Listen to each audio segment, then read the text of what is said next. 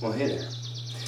Sometimes I like to go on a bike ride. I like to ride trails. I like to ride in town.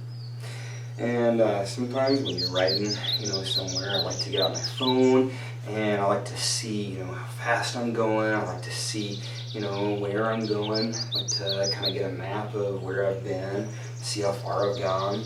And, sometimes those things don't work. And last week, we started talking about trust. Not started, we kind of reviewed it, and we talked about this back in September. But we talked about trust. And trust, the way we defined it, was being able to put your confidence in someone you can depend on. It's a really, really good definition of trust. And we talked about Jacob, we talked about Abraham, we talked about how, God made this promise to Abraham, and throughout all of this whole story between Abraham and Isaac and Jacob, lying and being a stink to his brother. Jacob, we saw that God was with him. And that no matter what, we could trust God. Even through the stinky stuff in life, we can trust God. Well, today we're going to talk about some more kind of stinky situations. This guy is Jacob's son. The guy that we're going to talk about is Joseph. And Joseph, you've probably heard stories about him. If you remember back to September, we talked about him then too. But Joseph, man, he was a good, kind of a, not to use this term badly, but kind of a goody two-shoes kind of a kid. He was not the youngest son, but he was one of the youngest sons. And Jacob loved Joseph. And in fact, Jacob, you could say that Joseph was Jacob's favorite. Jacob, in fact, just to show how much of a favorite Joseph was, Jacob gave him this richly ornamented coat. Oh man, it must have been beautiful. And his brothers saw that and they hated it. They hated him. And in fact, the Bible tells us that his brothers couldn't even say anything good to him. But the other thing that made Joseph kind of special is that Joseph had dreams. And so one of his dreams, his brothers were going out, and they would go out and they'd bring in these things, these bundles of wheat. They called them sheaves of wheat. And so they brought these sheaves of wheat in, and all of the brothers' sheaves of wheat, they bowed down to Joseph's sheaf of wheat. And his brothers just hated it. I can imagine them sitting around a fire and Joseph going, "Hey, I had another dream." And his brothers just kind of, we have to listen to this again. Well, and then Joseph not only does he have that dream, but he also has another dream. And he dreams about, that 11, because he had 11 brothers. Can you imagine having 11 brothers? He had 11 stars and the sun and the moon bowing down to him. Crazy dream. And on that one, even Jacob was like, "Hey, listen, do you really think that even your mom and I are going to bow down to you?" Kind of a rebuke there. Hold your horses. Maybe keep those things to yourself. Kind of a moment. Anyways, Joseph, I don't know why, but his brothers went out to, they took the flock of sheep or whatever out, and they're supposed to be making sure that they had water and had a pasture to go and feed on. And so Joseph went out to check on them. Well, they weren't where they were supposed to be, and so found out that they were at a different place called Dothan. And so and Joseph went to check on them there, and as he comes, his brothers see him coming from a long way off. And his brothers, they start to talk to each other. "Hey, this is the perfect opportunity. We can get rid of this dreamer." They really didn't like him, guys. We can get rid of this dreamer and just get rid of it. The whole, we don't have to deal with it anymore. And so one of his brothers, Reuben, he tries to convince him otherwise. He tries to save his life. Let's just put him down in this well, and Reuben thinks, I can go back and get him later. Well,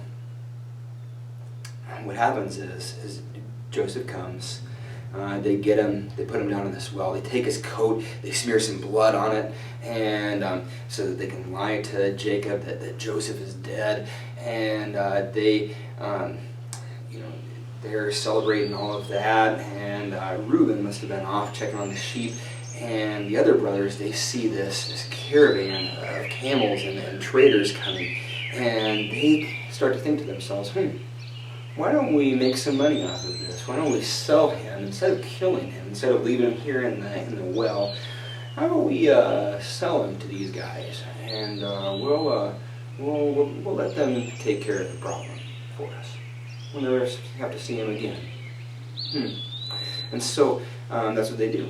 They sell Joseph, and they sell him for some money or whatever, and Joseph is gone. Well, these traders, because this isn't the end of the story of Joseph, this is just the beginning.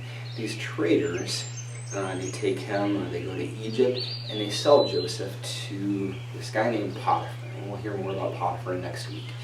But they sell him to this guy named Potiphar. And something very interesting is written in Genesis 39, verse 2. The very first part of the verse says this: the Lord was with Joseph. Guys, in the midst of all of this that is happening, here's the thing that you can remember. Just as God was with Joseph, He's with you. And so, if you think that you're alone, you're not. God is with you. God is with us in this whole situation. Guys, we could look back at that story of Joseph and we can start to think, where is God in this? Where is God in this? Where is God, when Joseph's brothers are throwing him into the well? Where is God when he is, when his brothers are selling him to the traders? Where is God? And yet, as we look at the story of Joseph, man, God's fingerprints are all over it. In the midst of all of this bad stuff going on, God is with him. And in the same way, guys, God is with you. And so, guys, in the midst of all of this, when you think that you're alone, you can trust God. And so, guys, here's an easy way to do that. Okay, I'm not going to leave you with just saying that, because, man, what does it mean to trust God? How do I do that? Well, here's the thing. When we look at Jesus, here's the thing that we can learn about Jesus. Jesus, he prayed. And whenever he felt like he was alone, he prayed. When he felt like he needed to get away from people, he prayed. When he just wanted to have some time talking with his Father, he prayed. And so, guys, if you think that you're alone, when you're feeling, lonely, when you're feeling, just like you need some space, whatever, pray.